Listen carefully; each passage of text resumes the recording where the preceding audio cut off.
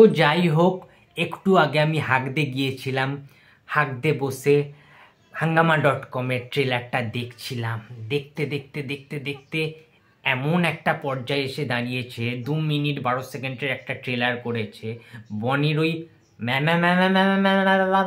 মানে এমন অভিনয় করছে বনি, ঠিক আছে, সেটা দেখে আমার গু পোঁদে ভাই আটকে রয়েছে। মানে সালা হোলের মধ্যে আমার গুটা আটকে গেছে, ঝুলছে। জাস্ট ইমাজিন করো, সালা বনির কি অ্যাক্টিং রে ভাই, কি জোর অ্যাক্টিং এর।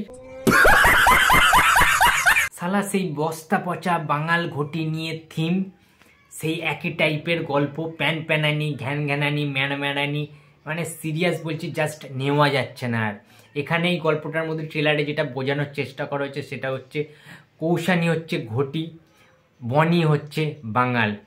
এটা একটা কাপেল। আচ্ছা, দুজনের বাড়ির থেকে প্রবলেম, মেনে নেবে না, বাঙাল ঘটি মেনে নেবে না, দুজনের শত্রু। আবার সেম আর একটা কাপেল রয়েছে একই টাইপের, সেখানে দেখাচ্ছে ওম সাহানি রয়েছে, সে ঘটি এবং শ্রাবন্তী চ্যাটার্জি, সে হচ্ছে বাঙাল।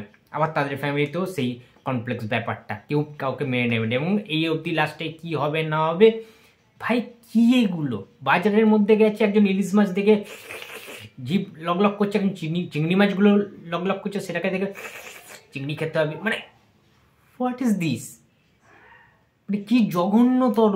মানে তোমরা ভাবতে পারো, এগুলো তো ভাই নর্মাল, এগুলো প্রচুরবার দেখেছি আমরা। ভাই একটা সিন রয়েছে যেখানে বনি ওমকে বলছে, তুই আমার বাবাকে মেরে দে, আমি তোর বাবাকে মেরে দেবো। ভাই এগুলো কি? আর ট্রেলারটার মধ্যে যে যখন খুশি যে কোনো ক্যারেক্টার এরমভাবে হাসতে শুরু করছে ভাই, কোনো কারণ ছাড়াই।